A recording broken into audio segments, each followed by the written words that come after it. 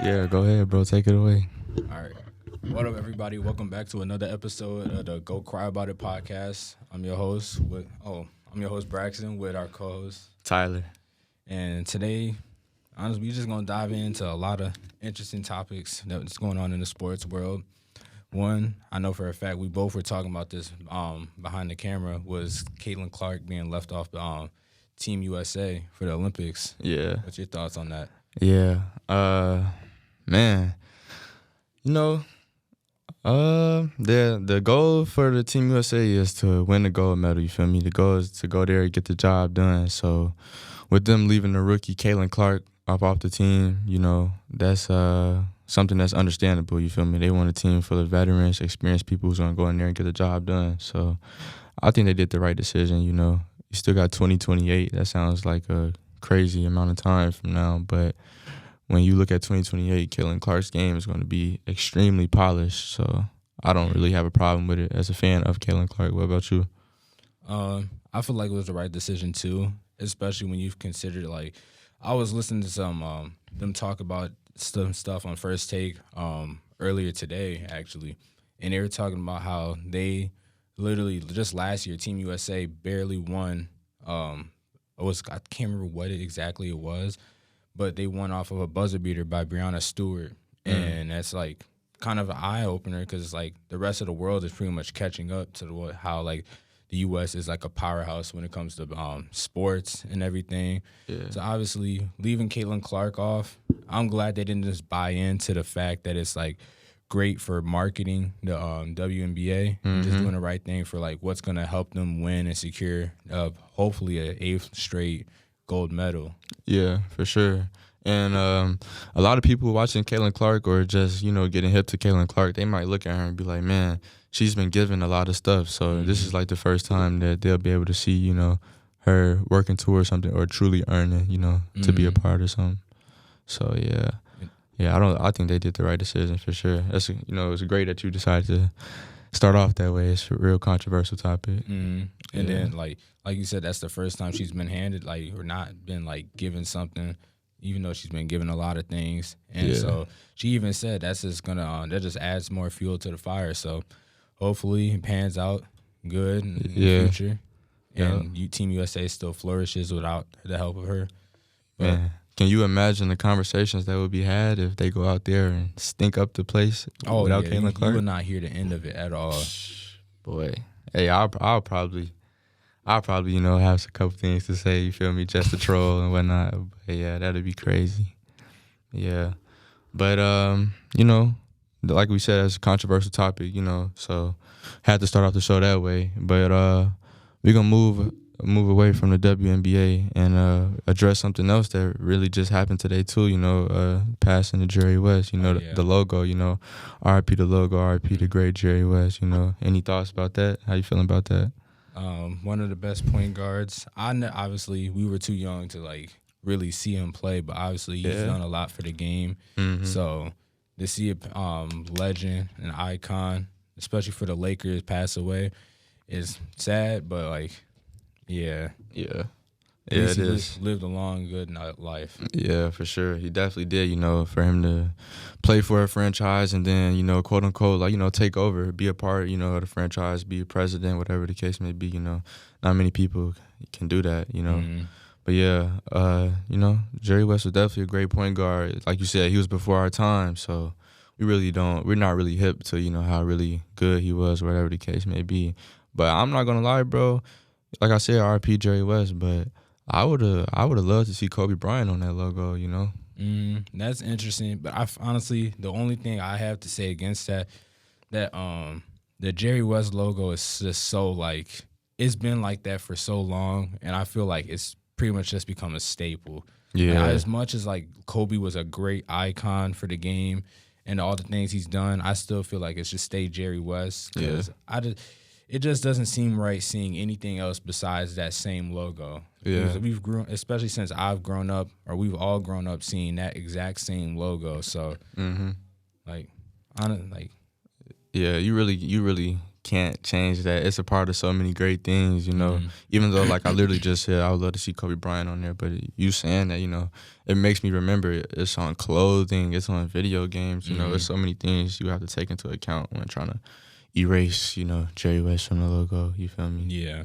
Yeah. And, you know, we were talking about it before we got on air, but the jokes surrounding Jerry West, you know, he passed before we'll be able to see who wins the finals. We don't know if it's going to be the Mavs or the Celtics, but Jerry West couldn't take seeing the Celtics win again. You feel me? So he went ahead and went out himself. Yeah, he checked out early. You feel me? But like we said, R.I.P. the great Jerry West. But you know, since we were just on that topic, I feel like this would be a great opportunity to segue into the most forgotten players / underrated players. You feel me? In the NBA chess. In NBA history, I should say. What do you think about that? Who do you think is the most underrated or forgotten player in NBA history?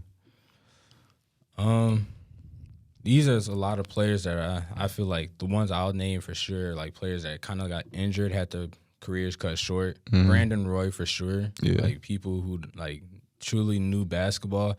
Brandon Roy was like that before he got hurt. Yeah, you took my answer. And then who else is there? Darren Williams before he left the Jazz. Yeah, the Jazz. He was really good, and he went to Brooklyn.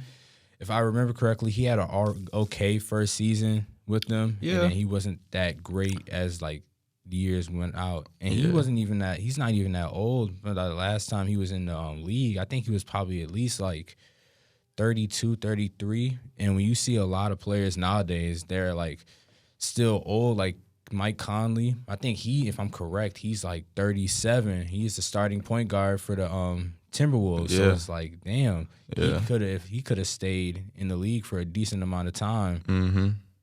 Yeah, Mike Conley, 36, 37, 36. might as well be. You feel Yeah. me? So, that's definitely great answers. I wasn't expecting a Darren Williams one. He's a definitely forgotten player. I forgot about him myself. But I was going to ask you, was Darren Williams on the Nets before KG and Paul Pierce and all them got there? I want to say he was. I think he was for a season. Because I know he when they went there, it was they went there during the 13-14 season. And I can't remember if he was already there for the 12-13 maybe. Yeah. I could look that up real quick. Yeah. That was a big time in NBA history, though, when KG, Darren Williams, Paul Pierce, they all linked up. That's when the Barclays Center was just getting built. That's when the uniforms changed. Jay-Z, he just had a stake in the franchise. That was a major time in NBA history for sure. And like you said, Darren Williams was coming off a amazing run in Utah, so we thought that was just going to be beautiful over there. Yeah, and he was there for the one season before them. Okay, yeah. I feel like I seen some highlights of him in the old jerseys. Yeah, you definitely took the Brandon Roy answer, you know. And then the KG trade and all that stuff, like you were talking about, that definitely set up the Celtics or what they got going on now. They got Jaylen Brown and Jason Tatum from those picks that the Nets traded away. Wow, I didn't even know that. Yeah, that's crazy how draft picks work. You feel me? Crazy. And if I'm correct, Jason Kidd was the one that was there, and he was coaching. He was coaching, or this was right before he started coaching there. And it was reported that he signed off. He was like a big fan of bringing Paul Pierce and Kevin Garnett and them over there. So yeah, that he eventually helped out the team that he's facing right now. So it's crazy when you put it like that. And being Jason Kidd, I could see why he was a big fan of bringing him over there. But I definitely could tell you he didn't think it'd affect him in this way at all. Yeah. Crazy how time works, crazy how life works, you know. But those are your two people, underrated / forgotten people. I feel pretty good about that one. I feel like another one is like Zach Randolph. Okay. He was one of my favorite players when I was younger, so I like see him like work down low, like in the post. He's just that was Mike Conley's prime technically too. Yeah, they had Rudy Gay. Oh my God, that's a forgotten. Yeah, Tony Allen. Yeah, that's a forgotten player right there. Rudy Gay, man. I don't want to cut you off or whatever. You got some more? No, he went crazy in 2K though. That's what. I was just gonna say that. Yeah. I got homies that can that can tell you about that, man. We used to get into fights faithfully. Man, I got a quick story time about that.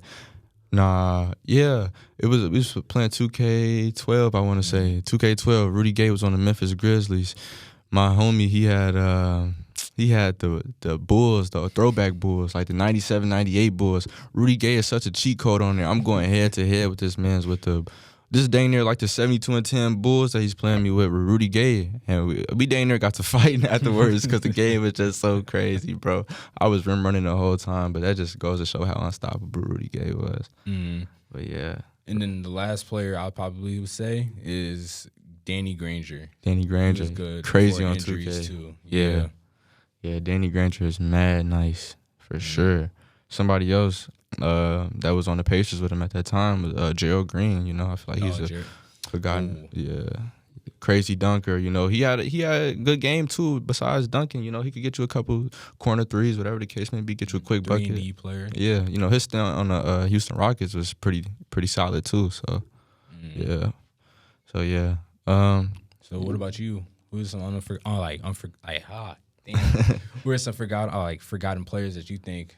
All right, so like I said, you took the Brandon Roy answer from me. You got the Rudy Gay, Gerald Green. I was thinking about LaMarcus Aldridge for a quick second. Yeah. Let me see. Somebody else that I could give you that was different from your answer. I don't know, man. Ooh, I'll say Kevin Love. I feel like Kevin Love is a underrated / forgotten player. And I'll say that just because before he got to Cleveland, Kevin Love was the man. He was averaging like 26, 27 points, you feel me? And then when you get to the Cleveland Cavaliers, being a spot-up shooter for LeBron James, all that kind of just went away, you feel me? He didn't get the opportunity to dominate in the post, whatever the case may be. So I feel like Kevin Love is a real underrated / forgotten player for sure. But oh, okay. Yeah. I see that. Yeah, aside from the Rudy Gays and Gerald Greens and whatnot, though, I can't really think of nothing off the top of my head. Seriously, I'm trying to see. I feel like J.R. Smith is an underrated / forgotten player too. J.R. Smith? Yeah. But, yeah, these are just some things off the top of my head.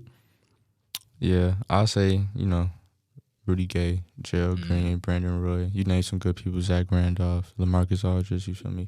It's definitely way better. You could even say Derrick Rose is underrated. But he's not forgotten at all. I wouldn't say forgotten at all. Yeah, no, he's not forgotten at all. Way too many people know D Rose, and we'll talk about if that man never got injured, then Rose might become a dynasty. Yeah, for sure. But yeah, that's all I could think of off the top of my head for right now. You know, as far as the underrated people go. But not to get too hung up on this topic and whatnot, we got the NBA Finals that's coming on tonight, bro. We got the NBA Finals that's been taking place. It's been a crazy roller coaster so far. Definitely not what I expected, bro. No, not at all. What's your first thoughts / impressions on the NBA Finals? It's kind of like not surprising. It's impressive to see the adjustments that the Celtics have made in the game, like the strategy that they've had done to like beat the Mavs. The Mavs are pretty much can't really do anything. Like outside of Luka, they don't really have anything. Yeah. And I was watching somebody break it down, and once I started seeing it, I was like, yeah, that's what they're 100% doing. So what me and the other person that was talking about, the Celtics are forcing Luka to have to be like, they're like, okay, you can beat us. You can. They're fine with him like being the only one scoring and having them try to beat them. Yeah. But like, so whenever he has the ball in their hand, they're watching everybody else, like all his teammates that are out on that floor, and making sure he can't get their teammates involved and stuff, cutting off the passing lanes and stuff. And when they have when Kyrie has the ball, they're really trying to force Kyrie to have to be the facilitator, which it kind of like switches. Wouldn't really say it switches Luka's roles because he can score and he facilitates. Kyrie, you're more so gonna get like scoring. And I've never really known Kyrie to being like a big time facilitator, so that's kind of like as far as just like running the floor, like running the offense. Running the offense. What about his like Cavaliers days and stuff like that? You had LeBron there, so it's like LeBron obviously is gonna run that offense for the most part. So I think LeBron, like his tenure there, he was always leading the team in assists too. So it's like, Yeah. I'm not saying Kyrie can't run an offense, but like the Celtics defense is definitely making it hard for them. Yeah. More hard for him. Yeah. Think about it. James Harden was the point guard when they all had teamed up too. So Yeah. it's kind of a good point that you bring about. Mm-hmm. But yeah, the Celtics, they're definitely making it hard for everybody. I'm even looking at the role players. They're having a hard time, you feel me? My boy Josh Green got blocked so hard, they made a commercial out of him, bro. So they're making it a hard time for the Mavericks players for sure. And they used Porzingis exactly how I thought they were going to use Porzingis, you feel me? He didn't really go off that second game with the points and whatnot, but Boston, you know, they played exactly how I thought they were going to play with Porzingis being healthy and whatnot. But I will say, before I get into like any further assessment, how do you feel about the news of Porzingis being day-to-day, though? I don't know if his status or whatnot leading up to the game. It's 3 o'clock right now. I know the game is in a couple more hours, but what do you think about that? How would that hurt Boston, or how would that help Dallas? I feel like the Celtics are a very deep team, and so I feel like they'd be able to manage. But at the same time, he's been a huge part. Like you talk about, like in Game 1, he dropped 20 points off of 8 for 13 shooting. Okay. And I can't remember how many boards and stuff he did, but that's a huge big man that they have. So you take him out, and he's been really good defensively and offensively. Mm-hmm. You got to have somebody that's there to step up and who can contribute that. Yeah. The only other big man I know that for sure is there is Al Horford. Mm-hmm. I mean, I can't really rely on Al Horford. Not saying he's bad and all, but he's shown his age and he's not what he once was. So like you can still like you're gonna need like production from other people. Either that, or you're gonna need Jason Tatum to actually step up and show that he's the superstar that he is, and not shoot bad. Yeah. And do all that other stuff. Yeah. So with Porzingis being out, the pressure on Jason Tatum just continues to become even more heavier, you feel me? Like you said, Porzingis, he had 6 rebounds that first game and then 4 rebounds that second game, but he's definitely giving you 20 points, 12 points, you feel me? And those are points you're going to miss in the clutch, in the crunch time. So, you know, Jason Tatum, it's on you to step up, you feel me? I still feel like Jaylen Brown is the best player on that team. And I still feel like he's going to perform well. So, like you said, it's just really on Jason Tatum and the others to step up now that Porzingis is out of here. And it's on Kyrie as well, too. You know, Luka just coming off a triple-double, you feel me? And with Porzingis being out, this is Kyrie's time to get into the lane, abuse the lane, or whatever the case may be. He just got to turn it up, you know. He hasn't been playing good at all this series at all. Nah, he hasn't. Yeah. With Boston talking crazy and just the history of his career with Boston, it's not a good look at all. No. Not a good look. But with Porzingis being out, that was the difference maker for me. With Porzingis being in, I knew that, okay, Boston is going to have that edge. So with him being out now, I have a little bit more faith in the Mavericks, you feel me? Let's see what they cook up. I hope they come correct, because I had them going 6 games. I want to say. Yeah, I think I agree with you on 6 games too. Yeah. So what's it called? Real quick, who do you think? Like, I know it's early, but who do you think is who do you have winning the MVP finals or finals MVP? Okay. I got Jaylen Brown winning for the Celtics, but if the Mavs so happen to pull this thing through, with Kyrie having a bad first 2 games, I feel like the rest of the games, if he was to like turn up and really perform, people would want him to be the Finals MVP. I want him to be the Finals MVP. But like Luka coming off a triple-double and whatnot, that's just making it hard for him. You know, if Luka continues to perform like this, I don't know if Kyrie could get the Finals MVP. And this reminds me of the Golden State Warriors situation when they had Stephen Curry and Kevin Durant. They were playing at they were playing at an amazingly high clip, you know, and it just came down to the very last moment. You know, KD was the one that was connecting, and Steph Curry couldn't hit a shot. So when it came down to the end, they just gave it to KD. So it's gonna be real interesting to see how it all pans out. But I definitely want Kyrie. What about you? Right now, like I said, I agree with you on the Jaylen Brown part. Yeah. Another person that I feel like definitely should be getting talked about more is Drew Holiday. Yeah, I seen people saying that. This man is averaging pretty much 20 points a game, doing amazing on defense. And if I'm correct, he's shooting at like a 60% clip, and that's insane. Yeah.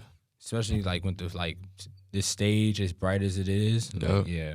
He's been there before. He got that experience. Yeah. Yeah. What about for the Mavs though? Mavs, I can't really say anybody because like it's like they're down right now, so it's like I don't really have an idea who can. Like, yeah, if they win and Luka keeps like playing the way he is, yeah, it's gonna be Luka. Yeah. Outside of that, I don't know what to say about them. They gotta show us a little something different in Game 3 tonight, and then also they have to win tonight. Otherwise, honestly, if they lose tonight, this series is over. It's to Boston. Definitely over 3-0. Come on. Not many people has ever came back from a 3-0 deficit. Nobody's ever done it. Yeah, nobody. Talking about not many. Nobody. And I know Kyrie's come back from 3-1, but that was with LeBron, and that was like a few years ago. This is different. You're going up against a way better team. Yeah. Well, not to discredit the Warriors. Those Warriors would have beat this Celtics team, but yeah. You're not gonna get lucky and have that happen again. For sure. Definitely not. That's a good point that you make about Drew Holiday, though. Drew Holiday is putting them Mavericks players in a box. You know, he's not letting them breathe at all. So, you know, as much as I hate Drew Holiday, as much as I hate to even give him any type of credit, applause, or anything, you know, he's definitely doing what he needs to do out there for sure. But with, you know, the playoff talk, the finals talk going on, you know, what are some memorable players then from the playoffs for you? What are some players that you watched growing up that you just always, you know? You talking about like best like players of this playoffs or like all time? I was thinking all time, but what was you thinking? Was you thinking just? I was thinking of this playoffs. Okay, just to this playoffs. Okay, go ahead. I was gonna say I think the best players really starting the show. I'd definitely say Anthony Edwards, 100%. He took a huge step forward. Yeah. Who are some other players? I'm trying to think. Jalen Brunson, the way he carried that Knicks team, that's crazy. And I guarantee you, like how he's doing now, Mark Cuban regrets letting him walk. Oh yeah, for sure. Because he could have stayed in Dallas for way cheaper than what the Knicks paid him. Yeah, if I'm correct, they offered, or he wanted 5 years, $70-something million to stay in Dallas. Mark Cuban said that was too much. Wow. He ends up going to the Knicks, getting paid over $100 million. Yeah. Now he's balling out. Yeah. Yeah, definitely. And who else is there? Anthony Edwards and Brunson, you said so far. Brunson. I can't say Halliburton because he didn't I feel like those injuries he had or like midway through the season definitely affected his play for the rest of the year. I'm really trying to think about this right now. I say Jamal Murray against the Lakers. Any other time frame? Nope, he ain't. Yeah, he came through with them buzzer beaters. You know that was crazy, bro. Crazy. That turned up the playoffs big time. Yeah, knocked out my Lakers. Not happy about that at all. Yeah, you can't do nothing but respect it, you know. Can't do nothing but go cry about it, you know. Yeah. But outside of that, I'm trying to think. I don't really have anybody who truly stands out. There were some good players like Pascal Siakam. Honestly, he played a lot better than what I anticipated because I remember his time these past few years with the Raptors. It was like hit or miss. You don't know what you're going to get from him. Like one day he's going to be scoring, like that should get you over like 20 points. Other days it end up with you like 16, and it's like, okay, you're supposed to be like the leader of the team, a star in the league, and you're not really like showing it like that. Yeah, for sure. I feel you on that. Yeah, Pascal though, he definitely, like, I would say that he helped Halliburton a lot, you know. He took the load off of him. Yeah, he took the load off him for sure. I would love to see where that team would have went with Bruce Brown still on there, though, you know. I know he played a part in kind of getting Siakam to the Pacers, but I still would love to see, you know, what Bruce Brown would have did, considering what he did for the Denver Nuggets that 1 year that they won the chip. Yeah. Yeah, bro, it seemed like you're taking a lot of my answers, though, bro. What's up with that, man? Anthony Edwards, he was a fan favorite this playoffs. He definitely took that leap. He made it where, we're looking forward to his game for next season, you feel me? So, Anthony Edwards off rip. And like you said, Jalen Brunson, Jalen Brunson carried the Knicks on his back quite literally. Like, he took literally the Knicks and carried them on his back. But since we're on that Knicks team, another player from the playoffs that played good on that team was Josh Hart as well. Oh yeah, and that's funny that you mentioned that. Him being like someone who's 6'4", he's a shooting guard at 6'4". This man's averaging like the playoffs damn near, I think, 10 rebounds a game. Multiple times I'd be looking, he's got 16 rebounds or some stuff, and I'm like, damn, from a guard, like, right? That's some Russell Westbrook stuff, but. Josh Hart, he's always been a really good rebounding guard. I remember he'd be getting 7, 8 rebounds a game, which it's crazy. Yeah. He hustles for the ball though. He's a ball hawk. Yeah. So what would you call that position that he plays? Like, what kind of role is he playing for the Knicks team? Like, what is he bringing to the table for the Knicks? Well, yeah, he's a 3-and-D player. Okay. So he plays defense, hits you some threes, and stuff. So. Yeah, the Knicks, they definitely surprised me, The Knicks is that team that has a history of, quote-unquote, letting down their fans. So for them to come out and perform that well in the playoffs, it was very shocking to see. I wish we got to see that team healthy because Julius Randle was out, Mitchell Robinson was out. Then you ended up having Brunson get hurt. Yeah. And then Josh Hart got hurt. And then, OG Anunoby was hurt. So it's like. He was good for the Knicks, too, for the playoffs and for the season. He was a pickup mid-season, and he hooped ever since he got to the Garden. So, yeah. If that Knicks team never got hurt, I guarantee you they probably would have beat the Celtics team or at least pushed it to a Game 7. They would have been a way better matchup than that Pacers. Oh, yeah, especially with Julius Randle as well. But I'm not really a big fan of Julius Randle's game at all.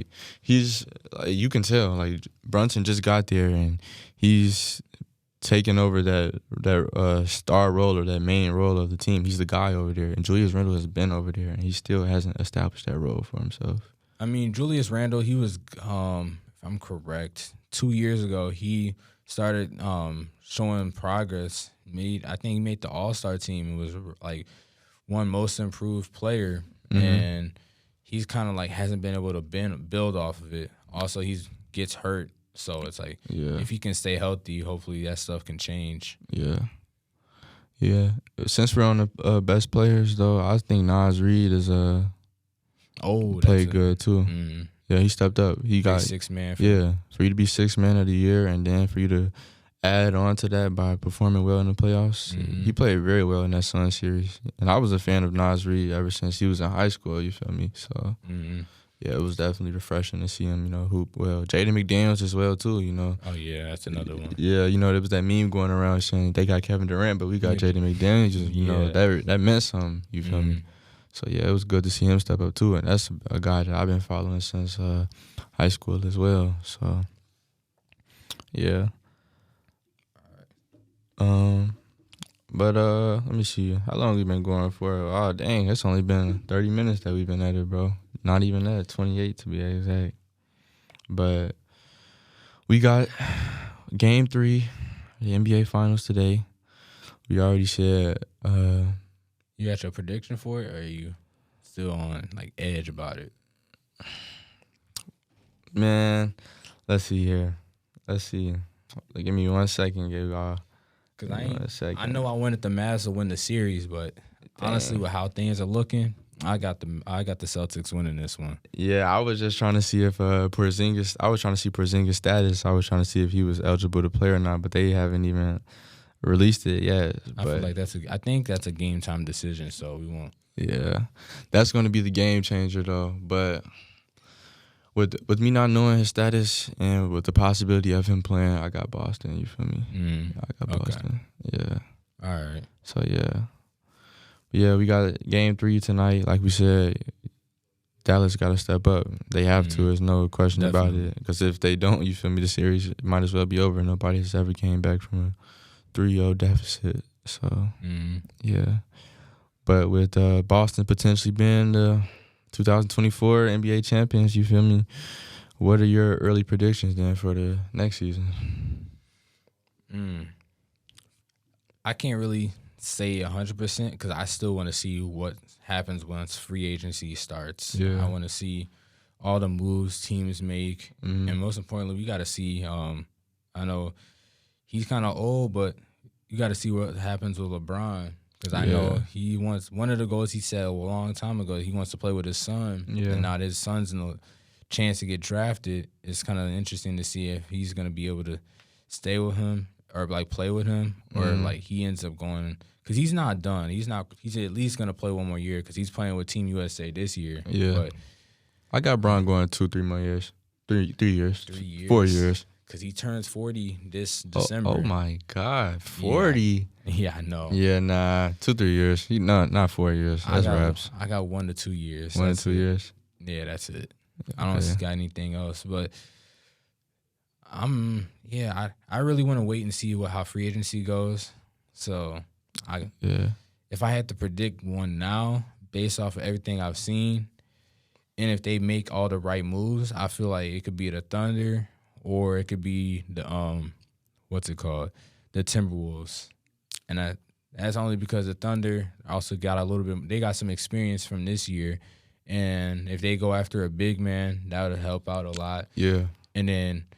If the Timberwolves, I feel like if they can find a way to kind of like move on from Rudy Gobert and get something back, like I don't know if they can get something back, but if they can find a way to move, like not have to rely on him, like that would be a good step forward towards them winning and making deeper runs. Yeah, he has a big contract as well, though. Yeah, I know. Yeah, I think it's like he has a couple more years on. I think he signed like a 4 or 5 year deal with the Jazz like 2 years ago, something like that. But yeah, like you said, the Timberwolves and the Thunder, they look very promising. Like you said, they get that big man. Both teams get that big man from them, that's what's going to take them all the way. But like you said, though, free agency, that's what's going to be a big factor for sure. But with you being a Bron fan, with you being a Laker fan, do you think the Lakers are going to go ahead and draft Bronny or what? I feel like they will, considering like if LeBron stays with the Lakers, LeBron's like been known for pulling strings. So like they're the teams that he's on. I'm a big LeBron fan, and trash. No, definitely not. But what's it called? Hearing knowing some of the stuff now that I knew in the past, like he was a big part in the Cavs paying Tristan Thompson and J.R. Smith, giving them. And I think both of their contracts were combined to be over $100 million, and that strapped them down with the Cavs for a long time. Yeah, even after LeBron left. So Thompson is still with the Cavs. Is he? Yeah, he was in the playoffs. He was in the playoffs with them. Damn, I don't remember that. Yeah, he was a part-time analyst and everything. Oh yeah, I definitely didn't see that at all. Yeah, bro, he got caught using steroids or whatever. Oh yeah, I remember that earlier this season. Yeah, and he's still with the Cavs, so that's a good point that you bring up. But yeah, and what's it called? Yeah, he's been big parts of like getting coaches fired and stuff. So there's a reason why people call LeBron the GM. But honestly, at this point and in this stage in his career, I think he's kind of like to take a step back, especially since he's pretty much got like 1 foot out the door already. Yeah. So you don't know if they're going to draft Bronny or not? If LeBron stays, I feel like they will. Yeah. Or if LeBron doesn't want to stay in LA, any team that wants LeBron is going to draft Bronny. For sure. That's a lot of money that you got to have up front, too, to take on that LeBron contract, Yeah. Yeah. And thinking about it, too, wherever team that Bronny goes on, that's a roster spot that's going to be given to him. It's not going to be a two-way contract, as they've been mentioning. So, yeah. So, anyways, we can move on to the NFL now. Okay. Justin Jefferson got a new contract. What are your thoughts on that? We was talking about it a little bit off air. You was telling me the dollar amount and whatnot. I definitely think Justin Jefferson deserves every penny of that contract. You feel me? What did you say it was 5 year? 170 million? Yeah. The 4-year, $140 million. Oh, 4 years, $140 million. And 110 is guaranteed. 110 is guaranteed. Okay, yeah. I stand with my original statement. He deserves every penny, of that contract. Justin Jefferson, he was breaking Randy Moss records and whatnot before he got injured. I just hope that he's able to bounce back from that injury, you feel me? I'm a, big believer in guys bouncing back from injuries, I definitely think it's possible. He's young, you feel me? So, what you think? Especially since it was a hamstring injury. I know hamstring injuries are some of the most nagging injuries, and I know from personal experience. So it's like, I know he will bounce back. He can stay healthy, and he could pretty much. I know it definitely helps him being able to break a single season record now that we got an extra game, and they might possibly adding another extra game, which I don't know why they would do that, but To the NFL season? Yeah. There's talks of him adding it to 18 games, and it's like interesting. Yeah, and if they do that, they gotta have at least 2 bye weeks. There's no way you should 18 straight. Yeah, well, not 18 straight, but yeah, I feel you. Yeah, that's a lot, bro. That's definitely a lot. But I was saying too before we got on air that it's been a lot of players that's seeking just newer contracts. I know Amari Cooper is one of the new contract. You got Micah Parsons, that's one of the new contract, if I'm not mistaken. Dak Prescott's in his contract year. Dak Prescott's in his contract year. And for those of you that are Dallas Cowboys fans, these are people that you want to keep, you feel me? I don't know if you want to keep Dak Prescott, but Chandler Parsons, you definitely want Chandler Parsons there. But, yeah, a lot of people are seeking bigger contracts, whatever the case may be. But one thing I will say is, since we're on the talks of contracts, it's very interesting to see how these numbers are still in the hundreds, and they're not touching NBA numbers. You feel me? I would like to assume that the NFL is neck and neck with NBA ratings or whatever the case may be. So I can't seem to understand why these players aren't getting paid higher, especially for them to be putting their body at such a risk. Well, I think, like you said, I feel like that's a huge reason why too. Their bodies are at risk. It's a collision sport, so any given play could pretty much end their career. So you run that risk if you pay somebody else somebody like that. And then there's also players who have kind of ruined it for people. So not a couple years back, this is, I believe, if I'm correct, 2020 or 2019. Or the very first year, Le'Veon Bell sat out with the Steelers. This man signed a 3-year, $66 million contract with the Jets. Yeah, man was garbage for the rest of his contract. He definitely was. So they pretty much lost money out of that. That was, I feel like that's 100% affected the running back market because now running backs don't get paid a lot anymore. Yeah. You look at players like Dalvin Cook. There's no reason why Dalvin Cook should not be signed to a team right now. And he was splitting carries, I know, last year with Breece Hall.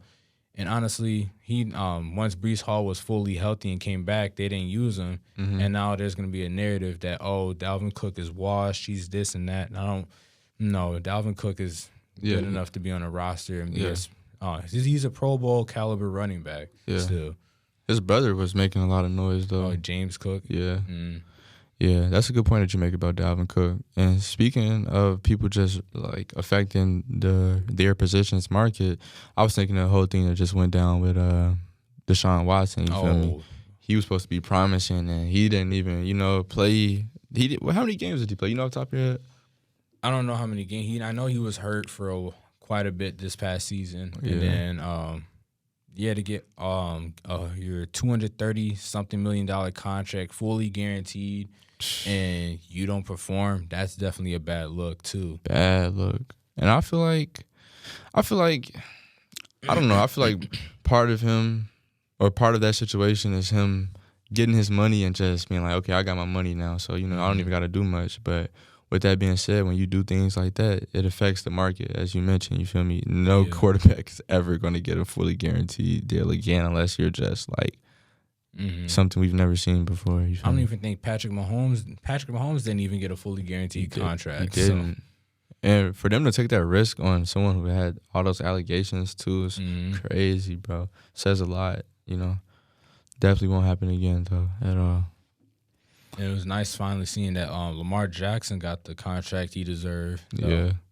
after they tried to deny that man, pay that man his money, bro. Facts. I was definitely questioning why they were trying to hold out on not giving him his money. You feel me? Mm-hmm. But I will say this though, with them falling short against the Chiefs, do you think that the people in the front offices, stand with their original position of not wanting to give him all that money? No, I feel like he showed that whole season. He showed that he deserved it. It just came down to the fact that he didn't he didn't have a bunch of weapons that they would need. Yeah. If I'm correct, Mark Andrews was hurt. And so that's one of his big targets he throws to. Mm-hmm. And then obviously you had the rookie Zay Flowers. Yeah. And he did pretty. He showed he showed he has a bright future in this league, but outside of him, I didn't really see much. And then also, I feel like the game was kind of rigged, because of the fact that Taylor Swift and the Chiefs were involved. Mm-hmm. I don't have to dive into that. That explains itself. Yeah, but I feel like once they get him some more weapons, they already did a good job by getting Derrick Henry. If you get him like another receiver, like it doesn't have to be like someone like a Devontae Adams or anything, but if you get him like another receiver that's gonna actually like contribute in something, so somebody like a Jacoby Myers, that would be a decent pickup. Yeah, I will say that the step that they made with acquiring Derrick Henry, that's definitely a step in the right direction and taking them over that hump over the Chiefs for sure. It's gonna be interesting to see though. The Chiefs are they're like the NFL Golden State Warriors. Oh, 100%. Yeah, I'm not hating on them though. I wasn't hating on them really until the whole Taylor Swift thing came about. For real. Everything was scripted for them. They wanted them to win. Yeah. Hey.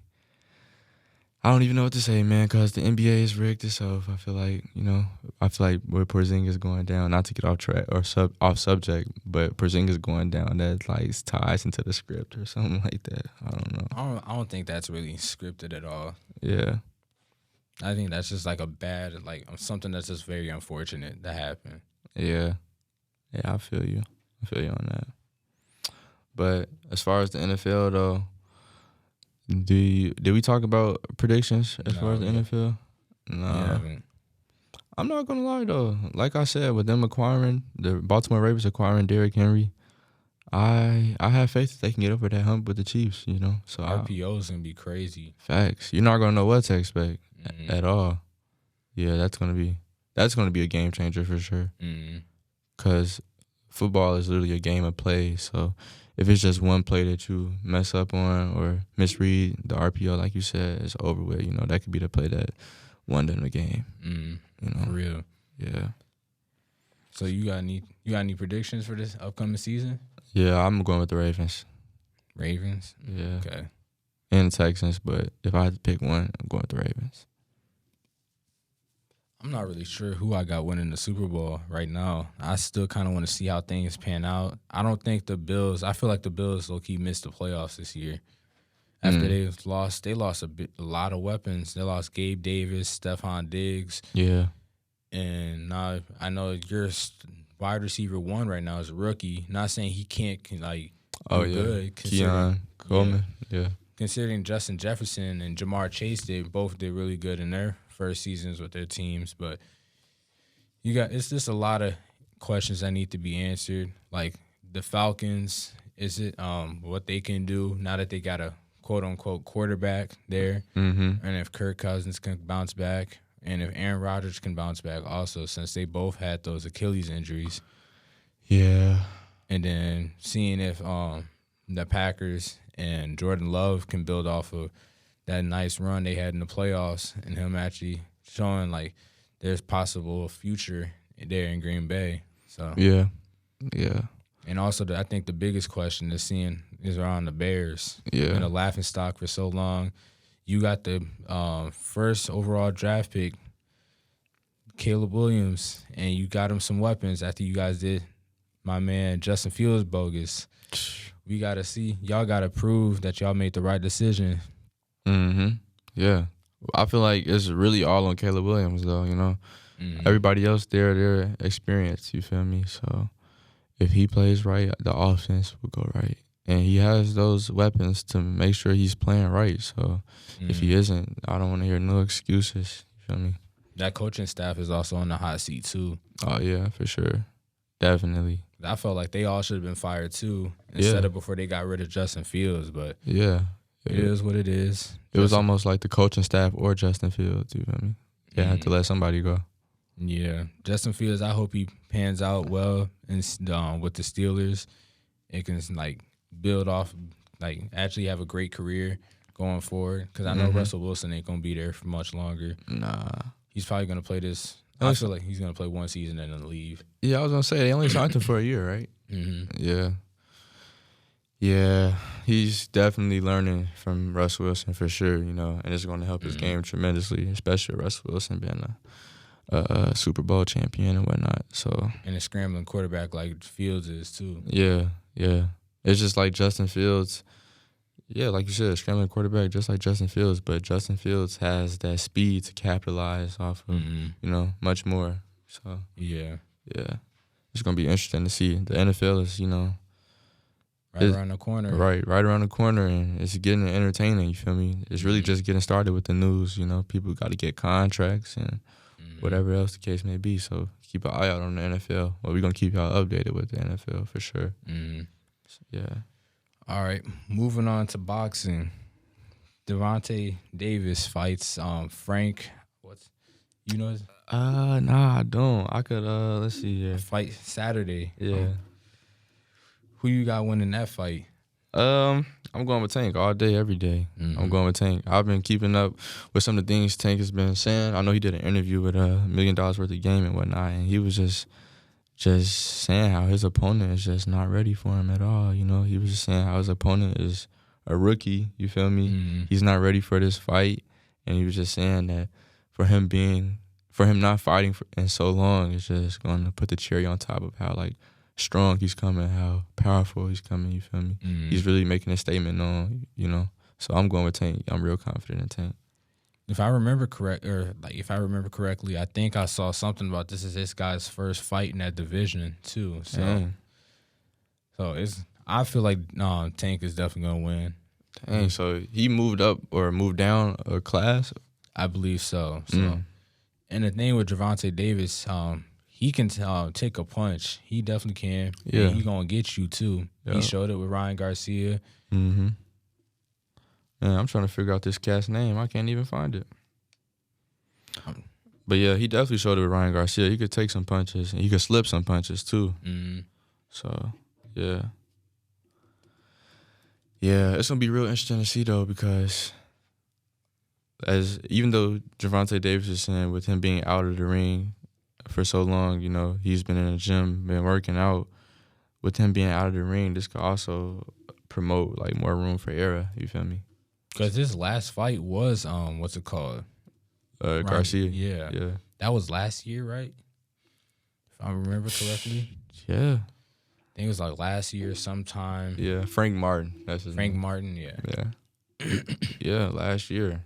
Sometime early in the year too. I remember it was during school. Yeah, Garcia has had a fight since then too. Another fight since then, right? Garcia's fought somebody else? Haney. Yeah. Haney. I don't want to hear Haney being in that discussion for being able to beat Tank no more after what happened. Nah, not at all. He lost those rights. Yeah. And now there's only one more person that they were that was a part of that. Who? Trying to think, what's his name? You know who I'm talking about, though, right? Oh, you're talking about Shakur Stevenson? Yeah, Shakur Stevenson. Yeah, he's with Mayweather and them. Oh, he's with them now? Yeah, Mayweather was with Shakur Stevenson trying to train him up and whatnot. But Adrian Bronner, though, he just got knocked out, basically, you know, and he's part of Gervonta Davis's camp. So that's not a good look on Davis at all. I won't lie. I didn't see that at all. You didn't see it get knocked out? Oh, I got to clip that or something in the video, bro. Oh, no, that's crazy. Yeah, bro. He was missing teeth and everything. Because I saw, I knew Gervonta Davis. He used to be part of, he used to be with Mayweather, yeah. Yep. And I guess they had a falling out because I saw Tank was literally cussing him out and all this other stuff on Yeah. social media. Yeah, he was really the one that leaked the news that Floyd Mayweather had owed, what was it? What was it? He had owed some people some money, basically. Some people from Floyd Mayweather's camp, I guess, took a watch from this very expensive person, and now Floyd Mayweather's in debt for it. They was holding him in Dubai or something like that, allegedly. Oh, wow. Yeah, allegedly. That's what Gervonta Davis was saying. So. Yeah, and then also the other stuff with boxing, I'm trying to think. There was another, Deontay Wilder got knocked out. Oh, yeah, I saw that. That's tough. He was one of my favorite people to watch boxing. Yeah. And then it's like ever since that second Tyson Fury fight, this man been getting knocked up. Yep. You would think that you would bounce back from something like that, but he has yet to be able to bounce back. And it's crazy because, like, when the Tyson Fury battle was going on, 1 and 2, I was kind of seeing that the way that he fights Deontay Wilder is very wild. You feel me? So, yeah. I knew someone would, eventually, take advantage of that. So it was good while it lasted, though. Definitely a powerful fighter, entertaining fighter for sure. And then I also saw Manny Pacquiao's about to be fighting for the title. He has a title fight coming up. I can't remember what the division was, but Manny Pacquiao. Yeah, I don't know why. He's 45 years old. Just hang it up. Facts. Manny, you see what Floyd is doing, bro. You need to be on the same thing. Just exhibition fights, Take it easy. Go on the people that you can win against, bro. Mm-hmm. He's going for a title, you said? Yeah. Bruh. That's heavy competition right there. You should want to be able to, be fully functionable. You should be able to communicate with your kids, whatever the case may be. Manny, don't ruin that, bro. No, facts. Yeah. That's crazy. Boxing is always a good watch, though. I will say it just depends on who's fighting. You feel me? For me. I can kind of, it depends on, I could kind of agree on that because honestly, for the most part, I feel like boxing hasn't been that great because a lot of the top fighters don't be fighting each other for real. They'll talk trash to each other and whatnot, but then you don't really ever see them fight.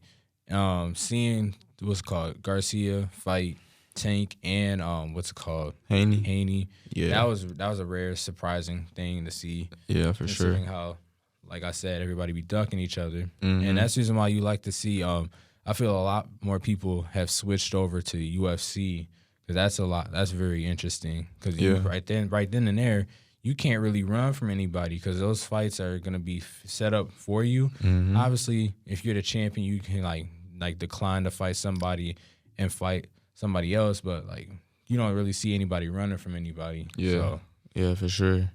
And I was gonna say, when you're really going against those big names in boxing, that's quote unquote career suicide, because some people can't bounce back from those L's. You feel me? Like you said, Deontay Wilder, Adrian Bronner, if you're being honest, But I'm trying to think. Who was it? Earl Spence Jr. Is that the one who got knocked out by Terrence Crawford? Yeah, that was bad, bro. And there's reports talking about he had something going on with some health issues after the fight. So it's he might have to hang it up. And but apparently he's still trying to fight and whatnot. And Yeah, I know that fight was definitely a lot for Errol Spence. And I know that Terrence Crawford, he wasn't trying to show him no mercy at all. I know he was just beating the mess out there, man. Right, wasn't he saying he wanted to kill him or something like that in the ring or something like that, bro? I couldn't remember.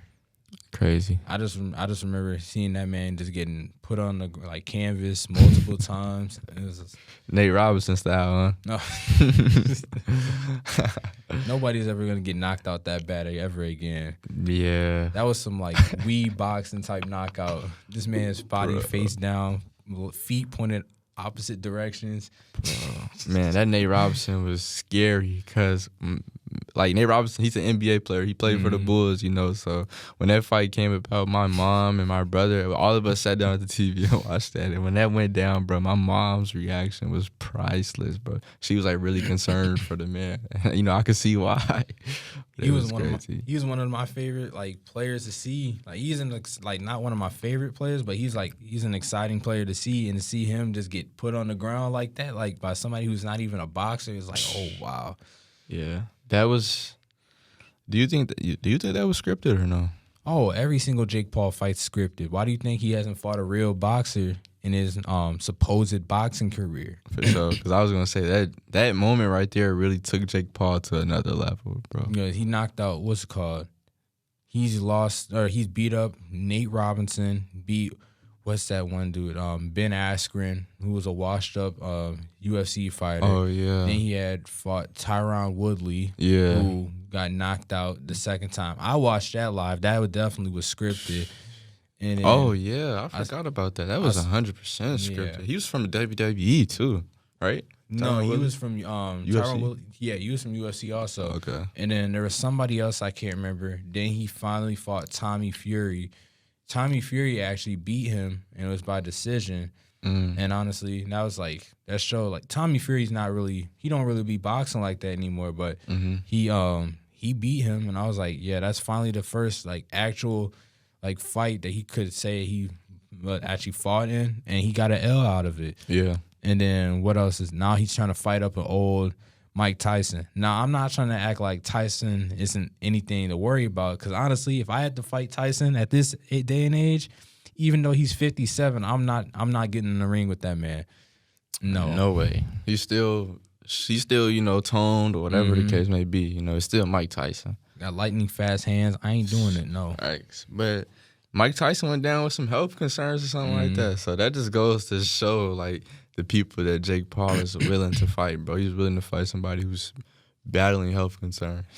I've always told friends and stuff like this, if I ever was to like blow up and get like some like a big fan base, I'd literally call him out and say, give me a year to train and all that stuff, and I'd fight him. And I 100% believe I'd win. You win against Jake Paul? If I got to train a certain amount of time, yes, 100%. Hey, you heard it here first. My boy Braxton would beat Jake Paul with the year's worth of training. 100%.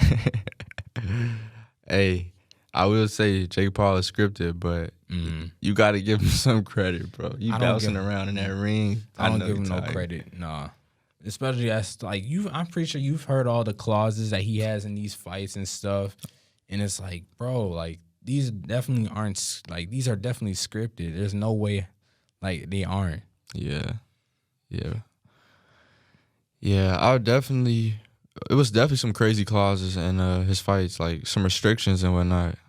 Or maybe I'm thinking of Floyd Mayweather or something like that. But he's definitely has some crazy rules too. I think he had like a no knockout rule or something like that. I don't think it was a no knockout rule. I think it was like a no like, if somebody didn't get knocked out, there was no winner or something like that. And I'm like, I don't really know, but some of them are like, oh, he would get to pick the judges that are fighting, or pick the judges that are scoring the fight, and it's like, honestly, in my opinion, that's a huge red flag, because like, I'm not letting you pick the like judges that are scoring the fight, because they can easily be in your favor and stuff. Exactly, bro. That's a very good point right there. Yeah, that's pretty crazy, bro. But you have 59 minutes right now. I still got to get the clips up off the camera as well. All right, you can wrap that up then. So, all right. Well, you did the intro, I'll do the outro. All right. Well, that's it, YouTube. That's the second episode ever of the Go Cry About It podcast, the sports podcast. And we out.